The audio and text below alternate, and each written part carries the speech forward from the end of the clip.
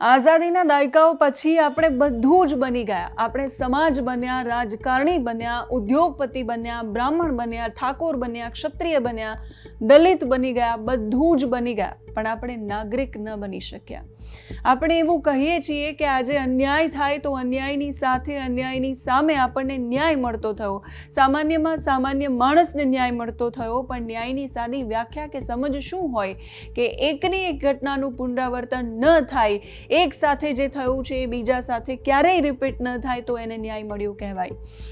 આઝાદીના આટલા વર્ષે પણ અનુસૂચિત જાતિ સમાજ પર થતા અત્યાચારોમાં કોઈ બદલાવ થયો? જવાબ ના છે.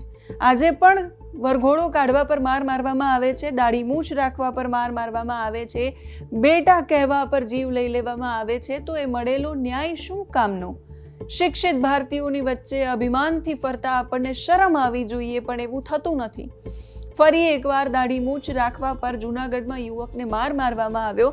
શું છે આખી ઘટના, એના વિશે વાત કરીશું. નમસ્કાર, આપની સાથે હું સેજલ.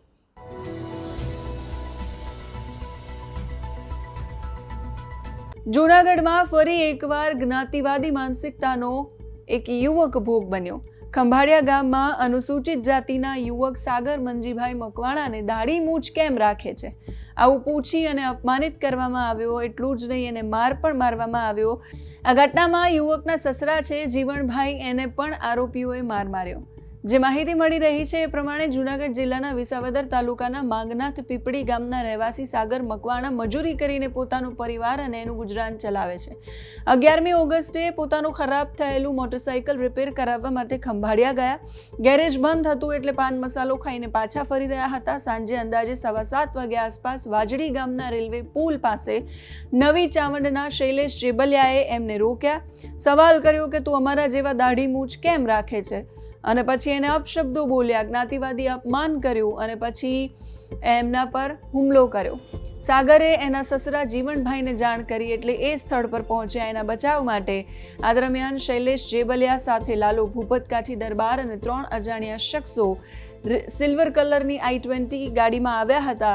એમણે સાગર અને જીવણભાઈને જ્ઞાતિવાદી અપશબ્દો બોલ્યા, અભદ્ર ભાષામાં એની સાથે વાત કરી, ગેરબંધારણીય શબ્દોનો ઉપયોગ કર્યો અને આરોપીઓએ ગાડીના પાનાથી સાગરને માર માર્યો. જ્યારે જીવણભાઈને મોઢા, માથા અને કાન પર મુક્કા અને થપ્પડો મારીને નીચે પાડ્યા. એમના પર પણ હુમલો કરવામાં આવ્યો. સાગરનો સાળો હાર્દિક અને ગામના અન્ય લોકો જ્યારે એ જગ્યા પર ભેગા થઈ ગયા તો આરોપીઓ ધમકી આપીને ગાડીમાં બેસીને ખંભાળિયા બાજુ ભાગી ગયા. આ જ ઘટનાને લઈને ASP રોહિત કુમાર ડગરે માહિતી આપી અને એવું કહ્યું કે આ ઘટનામાં અનુસૂચિત જાતિના યુવક અને એના સસરા પર જ્ઞાતિવાદી અપમાન સાથે મારપીટનો મામલો નોંધાયો છે. વિસાવદર પોલીસે શૈલેષ જેબલિયા, લાલો કાઠી દરબાર અને અન્ય 3 અજાણ્યા શખ્સો સામે એટ્રોસિટી એક્ટ સહિતની કલમો હેઠળ ગુનો નોંધ્યો છે. આરોપીઓ હાલ ફરાર છે અને એમને ઝડપવા તપાસ શરૂ કરી દેવામાં આવી છે. 21મી સદીના વિજ્ઞાન અને ટેકનોલોજીના યુગમાં પણ માણસ જાતિવાદી માનસિકતામાંથી બહાર નથી આવ્યો. મોર, વૃક્ષ, ફૂલ, નદી, પહાડ કે સૂર્ય, પ્રકૃતિના દરેક તત્વો, ઇવન કે આ ધરતી દરેક માણસને સ્વીકારે છે, તો ક્યારેય કોઈ ભેદભાવ નથી કરતું. પણ એક માણસ જ માણસને પશુથી એ બદતર ગણી અને અસ્પૃશ્યતાનું સજ્જડતાથી પાલન કરે છે. એક સર્જકની સરસ મજાની રચના છે કે મેં માણસને પૂછ્યું, આભડછેટ એટલે શું? એણે મારી સામે જોયું, દૂર ખસ્યો ને ચાલવા લાગ્યો. વિકાસ, ટેકનોલોજી કે ચંદ્રમંગળ, અહીંયા બધી જ ઊંચાઈઓ માણસની માનસિકતા સાથે અથડાઈને ધડામ દઈને નીચે પડે છે જ્યારે સમાજમાં આવી ઘટનાઓ બને છે. આઝાદીના આટલા વર્ષે પણ ગુજરાતમાં કે દેશના ખૂણામાં આવી ઘટનાઓ આપણી માનસિકતાની આઝાદી પર સવાલ કરે છે. તમે શું માની રહ્યા છો એ કમેન્ટ કરીને કહેજો આ ઘટના પર. અત્યારે આ વિડીયોમાં બસ આટલું જ. જો તમે અમને YouTube પર જોઈ રહ્યા છો તો સબસ્ક્રાઈબ કરો. જો તમે અમને Facebook અને Instagram પર જોઈ રહ્યા છો તો ફોલો કરો.